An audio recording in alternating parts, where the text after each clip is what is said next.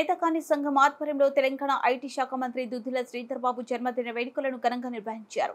ఆయన జన్మదినాన్ని సందర్భంగా మంచిర్యాల సమీపంలోని తోళ్లవాగు ఉన్న రెడ్ క్రాస్ సొసైటీ ఆధ్వర్యంలోని ఆనంద నిలయంలోని వృద్ధులకు పండ్లు పంపిణీ చేశారు. ఈ సందర్భంగా నేతకాని సంఘం రాష్ట్ర అధ్యక్షులు జాడి నర్సయ్య మాట్లాడుతూ పేద బడుగు బలహీన వర్గాల ఆశా జ్యోతి ఐటీ శాఖ మంత్రి దుద్దిల శ్రీధర్ బాబుకు జన్మదిన శుభాకాంక్షలు తెలిపారు.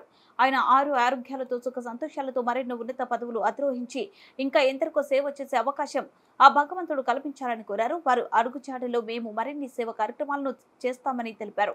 ఈ కార్యక్రమంలో జాడి నర్సయ్య, నేతకాని రాష్ట్ర అధ్యక్షులు డాక్టర్ నీలకంఠేశ్వర, సేవాదళ నాయకుడు Raj Gopal Rao, Sripada constructions builder Markandeya, INTUC రాష్ట్ర నాయకులు జమిడి విశ్వనాథ్, నేతకాని సంఘం రాష్ట్ర కార్యదర్శి Kalim auto union Lingamurthy, Sevadal S Ramarao, Srinivas తదితరులు పాల్గొన్నారు. గౌరవనీయులు పెద్దలు మంత్రి గారు దుద్దిల శ్రీధర్ బాబు గారు ఈరోజు తన బర్త్డే సందర్భంగా మరి తన అపారమైన అనుభవస్తులు, గౌరవస్తులు, మంత్రి నియోజకవర్గంలో 5 సార్ల ఎమ్మెల్యే అయి మరి ఆయన ఇప్పుడు మంత్రిగా పనిచేస్తూ నిరుపేదలందరికీ అండగా ఉండే ఒక ఆత్మీయుడు, అందరి హృదయంలో గుండెల్లో గూడు కట్టుకున్నటువంటి మహా వ్యక్తి, ఒక శక్తి లాంటి వ్యక్తి.